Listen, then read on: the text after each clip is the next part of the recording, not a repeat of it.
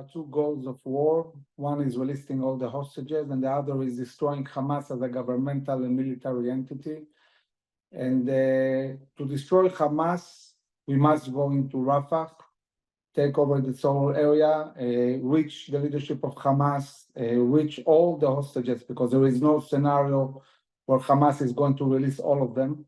So it will need to be done militarily. But we understand that trying to release hostages in a military operation, it's complicated, it's dangerous.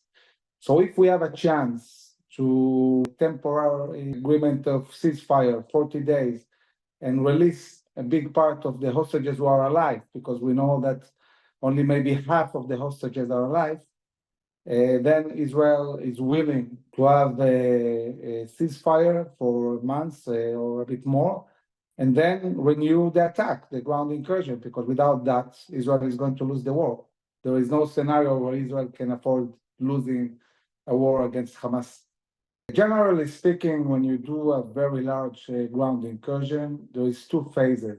One is conquering the area, taking over the area, destroying the main military capabilities, the brigade, the battalions, command and control, and so on.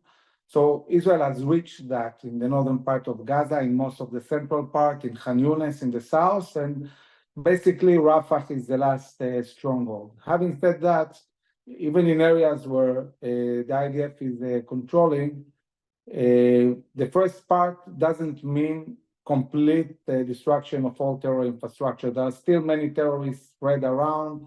There is a vast terror infrastructure. They are not organized now as battalions or companies or brigades, but we see terrorists regrouping in different places. We saw that, for example, in El Shifa hospital, where 1,000 terrorists all went into Shifa hospital thinking that this will be a safe haven.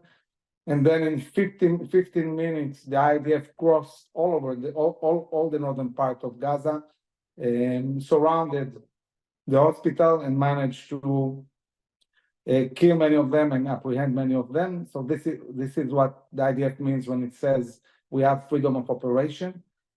And now there are these 4 remaining battalions in Rafah.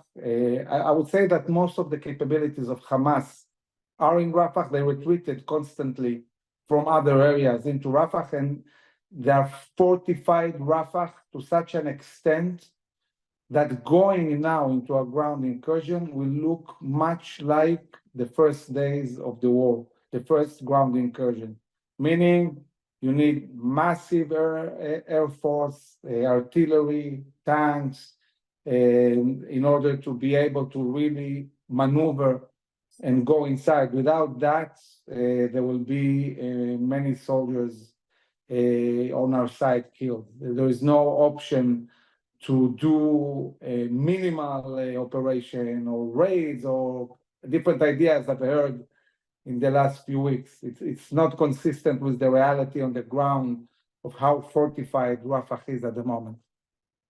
So Israel is planning to move the Palestinian citizens from Rafah through humanitarian corridors. I think this should be seen around the world, that Israel is doing really everything it can to get as many citizens out. There might be a reality where Hamas will try to stop these citizens in order to use them as human shields. We have seen that also in the northern part of Gaza.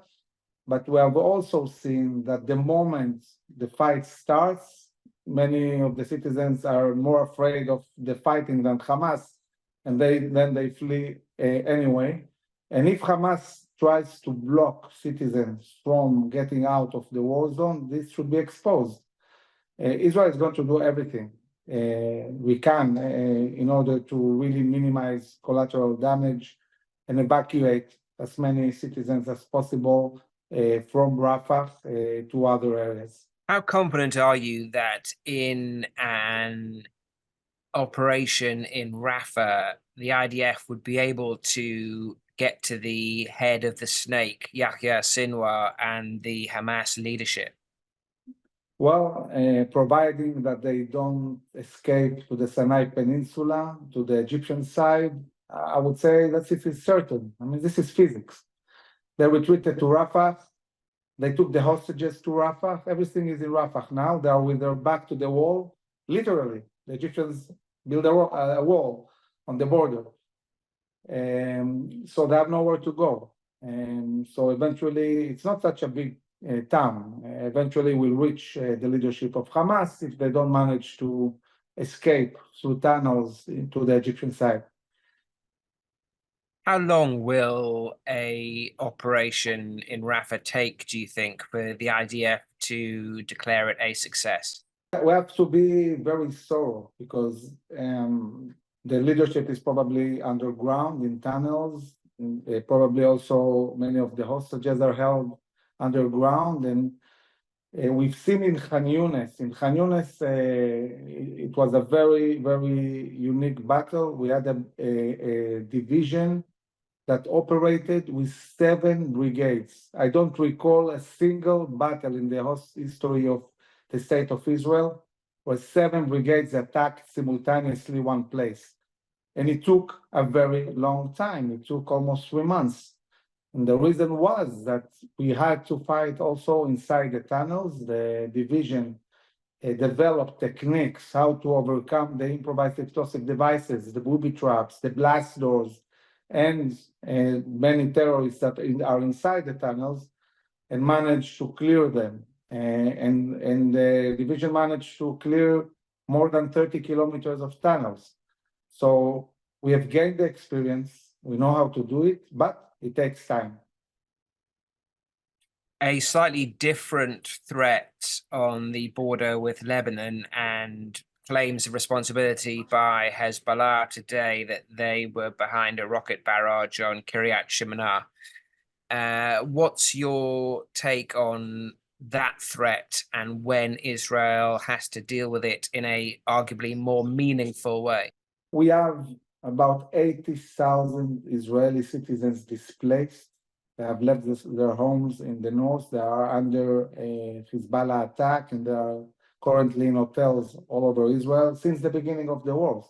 In 7 months, people are not at home, and they don't see any new future where they can go back. Now, it's obvious that the citizens cannot go safely back home without pulling Hezbollah out of South Lebanon, according to Resolution 1701. This can happen in 2 ways, diplomatically, if there is enough international pressure and an American resolution to pose a military threat on Iran and Hezbollah. Without that, we'll probably see Israel finishing the main missions in Gaza, sending the troops north, and then saying clearly, or retreat or war. And we might find ourselves in a very big war with Hezbollah in the north that might be even a bigger war than what we experienced in Gaza. Hezbollah is a much, much stronger player than Hamas. I think it needs to be understood. Iran is a global threat. It's not just a regional threat, and it's not just a threat on Israel. Iran, as a regime, they have global aspirations. They want to control all the main strains in the globe. They are undermining Morocco, trying to control Gibraltar. They are operating in Bab el-Mandab and in Hormuz. They want nuclear weapons so they can terrorize Europe and the US. So this needs to be approached globally. And it's not just Israel's problem. Now, Israel, of course, I think will do whatever is needed to prevent Iran from becoming nuclear. But really, the right path is a coalition, is normalizing relations with Saudi Arabia, is the US leading a coalition and be willing to pose a credible military threat on Iran. What we saw in the Iranian attack is that we can cope with this. They shot everything they have.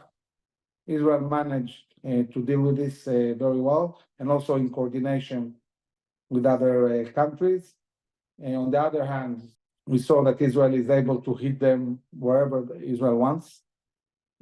So I think this is emboldening the Israeli army and the government to understand we can deal with them. And if there is a need to attack these nuclear sites, Israel in the coming future probably would do that. But again, it's much better to really approach this huge threat as a coalition.